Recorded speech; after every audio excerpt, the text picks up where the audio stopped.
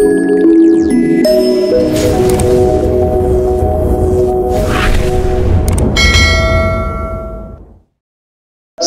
warahmatullahi wabarakatuh. Bismillah, alhamdulillah, wassalatu wassalamu ala rasulillah wa sahbihi mawala maba'du. Baik, sekedar saya mereview kembali bahwa dalam 1 bulan kita harus menguasai 5 tahapan ini, sehingga kita benar-benar menguasai dasar-dasar dari ilmu nahwu dan mampu untuk menerapkan.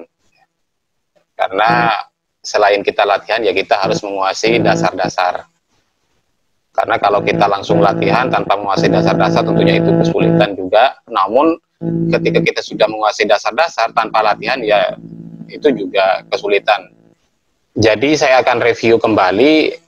Tahapan pertama yang harus kita kuasai adalah mulai dari dasar-dasar kerangka ilmu nahwu, mulai dari kalimat, pembagian kalimat, kemudian mengenal tentang model kalimat isim, ya. Itu yang tahapan pertama. Kemarin kita sudah pertemuan ini sudah kita mantapkan untuk tahapan pertama. Silahkan bisa direview kembali di video yang sudah saya upload di YouTube. Kita harus mengenal kerangka-kerangka mulai dari isim mufrad sampai isim ghairul munsharif, karena itu akan menentukan i'rabnya. Dan isim mufrad sampai isim ghairul munsharif, model isim seperti ini akan mempengaruhi terhadap tanda i'rab, ya. Kemudian setelah itu pindah pada tahapan kedua, yaitu sudah mengenal tentang mabni. Tentang mabni tentunya di sana kita lebih fokus pada kalimat fi'il, mulai dari fi'il madhi, mabninya, fi'il mudhari, kemudian fi'il amar. Setelah itu mengenal tentang isim yang mabni, yaitu cuma ada 6. Begitu juga semua kalimat huruf hukumnya mabni, sehingga kita cukup untuk menghafal. Itu sudah 2 tahapan. Adapun tahapan ketiga, kita harus mengenal tentang marfu'atul asma dan mampu menerapkan dari marfu'atul asma, mulai dari fa'il sampai pada yang terakhir adalah khobarnya inna, ya. Sedangkan tawabi nanti sebagai penyempurna. Kemudian tahapan keempat yaitu mansubatul asma. Seperti tadi malam kita sudah menerapkan secara keseluruhan. Apabila ada yang kurang mengerti misalnya, saya silakan untuk bertanya kembali. Kemudian tahapan kelima ini adalah tentang mahfudzatul asma. Dan fokus pada mahfudzatul asma, kita yang kesulitan itu biasanya tentang mudhaf ilaih, susunan idhofah. Ketika bicara tentang mudhaf ilaih, tentunya kita akan bicara tentang susunan idhofah nanti. Akan tetapi yang mempunyai peranan i'rab itu adalah mudhaf ilaihnya.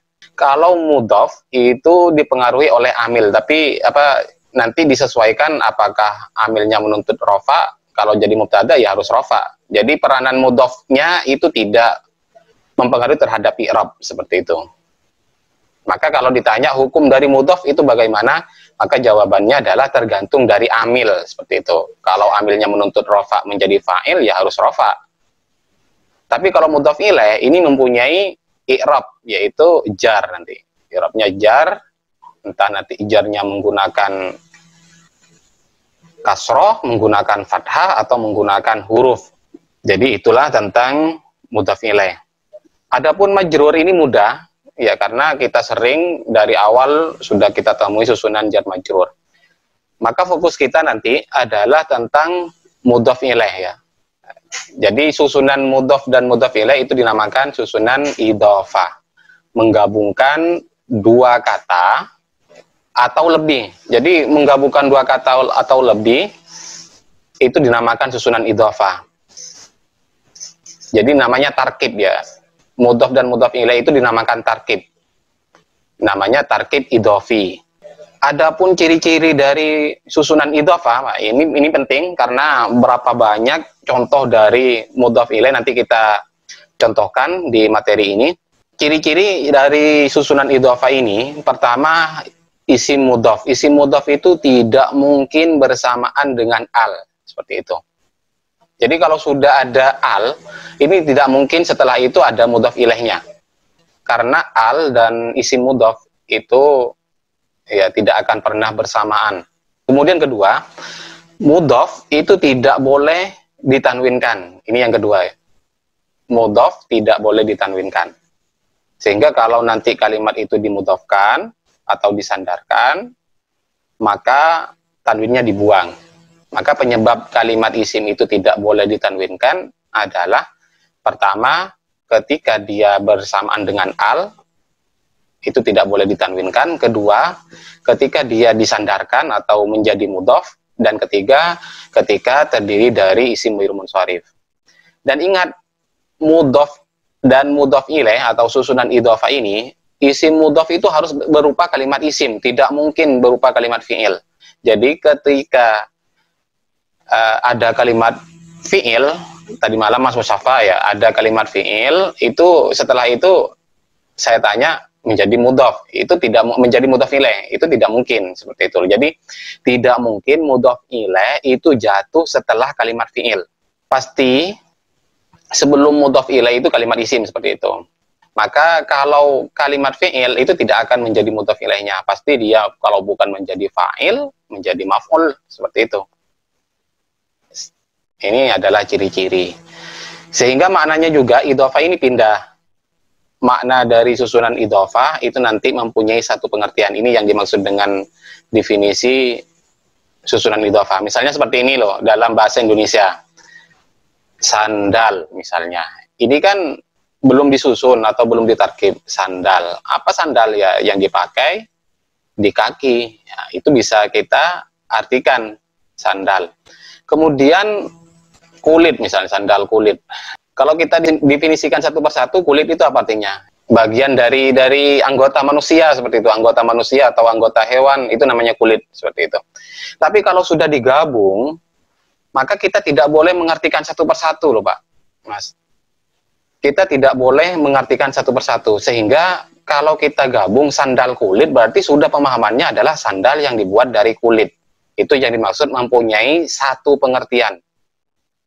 Sehingga tidak boleh kita artikan satu-satu. Kalau diartikan satu-satu berarti itu dua pengertian kan. Nah, songkok misalnya. Kalau diartikan satu persatu, songkok ya artinya yang dipakai di kepala. Tapi kalau sudah diartikan songkok, kemudian ditambahkan dengan hitam, berarti yang dimaksud songkok hitam. Seperti itu loh. Ini namanya susunan idhofah. Jadi ini yang paling sulit lah dari mahfudzatul asma untuk kita kenali adalah tentang susunan idhofah, yaitu bagaimana kita bisa menerapkan, mempraktikkan dari susunan ini. Dan untuk hukum mudhof ilaih itu wajib jar. Adapun makna dari mudhof ilaih, ya ini sekedar tambahan, makna dari mudhof ilaih itu bisa berupa makna min. Misalnya babu, ini artinya pintu, kemudian sajin, ini artinya jati. Berarti kalau sudah disusun babu sajin, berarti pintu jati, seperti itu. Jadi di sini pemahamannya apa maksudnya? Mentakdir makna min. Babu min sajin, pintu dari kayu jati. Jadi seperti itu, mempunyai makna min. Atau bisa mempunyai makna apa namanya yang kedua, wasaniya jurur wan min aufi ida lam yasru illa dzaka wal lamahuda. Bisa. Kemudian yang kedua bisa mempunyai makna fi. Misalnya seperti ini, saumu Ramadan. Jadi ini sudah digabung ya. Saumu artinya puasa, Ramadan bulan sih sebenarnya. Tapi kalau sudah digabung saumu Ramadan berarti puasa bulan Ramadan. Jadi di sini mentakdir makna fi. Maksudnya adalah puasa di dalam bulan Ramadan. Itu yang dimaksud mentakdir makna fi. Tidak boleh kita artikan puasa dari Ramadan. Kapan itu mempunyai makna fi? Kalau mudhof ilaihnya itu berupa dzaraf ya. Ramadan ini kan mempunyai makna waktu. Tanda tanyanya seperti itu. Kalau yang mempunyai makna fi yaitu ketika mudhof ilaihnya berupa waktu. Kemudian mempunyai makna lam, contohnya Abdullahi, hamba Allah.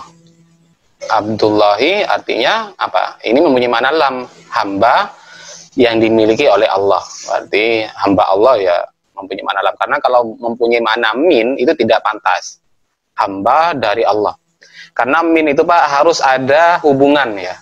Zatnya satu. Tadi seperti halnya pintu jati atau pintu dari jati. Coba jati itu kan pohon. Seperti ini. Maksudnya adalah satu kesatuan seperti itu. Artinya satu benda, satu zat. Kalau ini kan enggak, Allah ya Allah, abdun ya manusia, seperti itu. Kalau tadi babu sajin, pintu jati, berarti itu sama-sama kayu seperti itu. Maka dinamakan idhofah yang mempunyai makna min. Sehingga nanti kalau ketemu kalimat isim, kita berhenti sejenak, kemudian kita lihat setelahnya, kira-kira pantas enggak kalau langsung disandarkan. Misalnya seperti inilah. Fi tatawu'ihi, di dalam tatawu'nya, kesunahannya. Adatuhu, kebiasaannya. Seperti itu. Siyamu yaumin, puasa sehari. Jadi disinilah contoh dari susunan idhofah. Baik, mungkin itu dulu. Saya nyalakan kembali. Mana yang belum dipahami? Coba dari Mahfudzatul Asma kira-kira yang mau ditanyakan. Mana? Wa kana qalbi khaliyan qabla hubbikum wa kana bi